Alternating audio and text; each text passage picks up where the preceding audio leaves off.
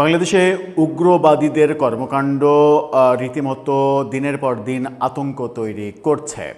মতিঝিলে metro রেলের স্টেশনের নিচে ছাতা বোমা পাওয়া যাওয়ার পরে ব্যাপারটা সবথেকে বেশি আলোচনায় আসে। তার আগে আমরা দেখেছি যাত্রাবাড়িতে 6 জঙ্গিকে গ্রেপ্তার, যার মাঝে একজন এনসিপি নেতাও ছিলেন। সেই এনসিপি নেতাকে পরবর্তীতে দল থেকে বহিষ্কার করা হয়েছে।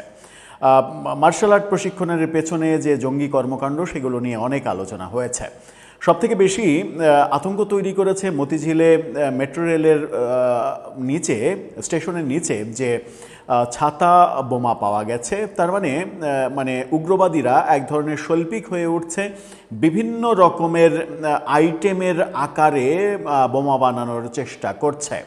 ভয়ঙ্কর ব্যাপার হচ্ছে, ছাতা কাণ্ডের পর নারায়ণগঞ্জে পেট্রোল পাম্পে উত্তরাতে পরপর 10 মিনিটের ব্যবধানে পরপর 2টা ঘটনা, এরপরে এবার প্রেসার কুকার বোমা আমদানি হয়েছে বাংলাদেশে। এবার ধরা পড়েছে প্রেসার কুকার বোমা। আশুলিয়াতে এই ঘটনাটা ঘটেছে এবং এই ঘটনা আবারও বলে দেয়, ছাতা কর্মকাণ্ডের পরে আমরা বলেছিলাম যে ছাতার পরে এবার কি খেলনা, মানে শিশুদের খেলনা সহ নানা ধরনের ব্যাপার স্যাপারে মানে এক ধরনের তারা উদ্বুদ্ধ হবে। প্রেসার কুকার বোমা যখন উদ্ধার হলো, তখন সেই প্রসঙ্গটা প্রাসঙ্গিকতা পেয়ে গেল। চলুন একটু আশুলিয়াতে যাই, সেখানে কি ঘটনা ঘটলো, কিভাবে পুলিশ এটা উদ্ধার করলো। থাকবেন পলিটিক্স টিভির নিয়মিত আয়োজনে।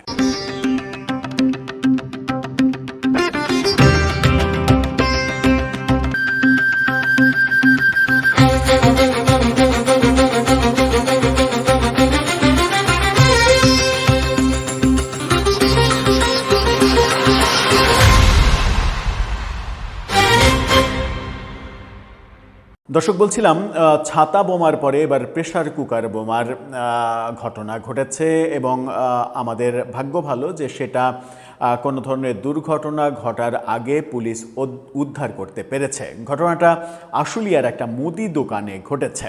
ইন্ডিপেন্ডেন্ট টেলিভিশনের এই শিরোনামটা দেখে নিন। ব্যাগের ভেতরে সেই প্রেসার কুকারটা ছিল, টেপ মারা ছিল। ইন্ডিপেন্ডেন্ট টেলিভিশন বলছে, মুদির দোকানে ফেলে যাওয়া ব্যাগে ছিল শক্তিশালী বোমা।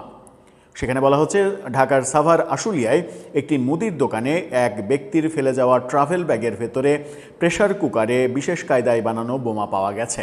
উদ্ধার করে সেটি নিষ্ক্রিয় করেছে আইনশৃঙ্খলা রক্ষাকারী বাহিনীর সদস্যরা।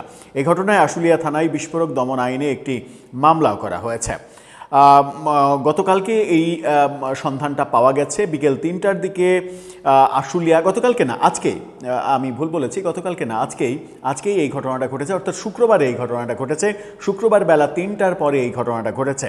3টার পরে আশুলিয়া থানার ভারপ্রাপ্ত কর্মকর্তা এসব তথ্য নিশ্চিত করেছেন। তার মানে আর একটু আগে ঘটনাটা ঘটেছে। ওসি তরিকুল জানিয়েছেন যে আশুলিয়া থানাধীন চারাবাগ এলাকায় মুখে মাস্ক পরিহিত এক ব্যক্তি মুদি দোকানে কোমল পানীয় কিনতে ঢোকেন। এ সময় তিনি দোকানিকে 200 টাকার নোট দেন।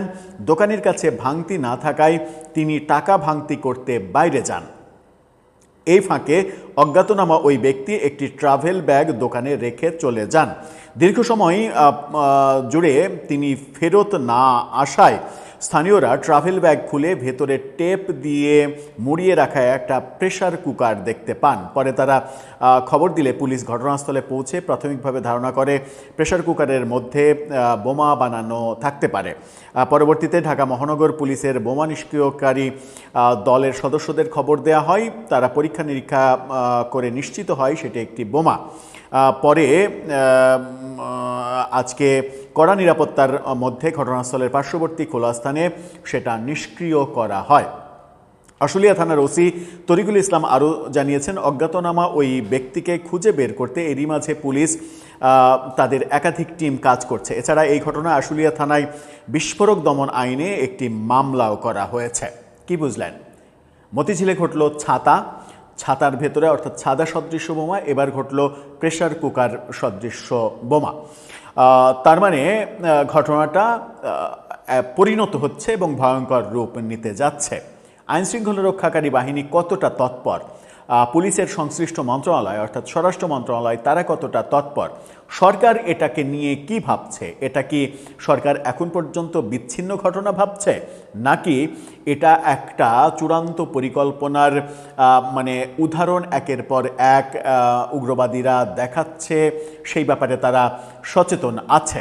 আমরা ইউনূস সরকারের আমলে উগ্রবাদীদের জেল থেকে মানে পাইকারি দরে মুক্ত করে দেওয়ার ঘটনা দেখেছি, তারই ফলাফল এখন বিএনপি সরকারকে ভোগ করতে হচ্ছে। অথচ এই ভয়াবহ কর্মকাণ্ড সহ বহু ভয়াবহ কর্মকাণ্ড যখন অন্তর্বর্তী সরকার ইউনূস সরকারের আমলে আমরা দেখেছি, সেটা সত্ত্বেও হঠাৎ করেই দেশে তৎপর হয়ে উঠেছে একটা স্বার্থান্বেষী মহল, যারা ছলে বলে কলে কৌশলে ডক্টর ইউনূসকে রাষ্ট্রপতি বানাতে চান। পেছনের উদ্দেশ্য কি? দর্শক, আপনি কি বুঝতে পারছেন সেটা? আপনার মতামত জানিয়ে লিখতে পারেন আমাদের কমেন্ট বক্সে।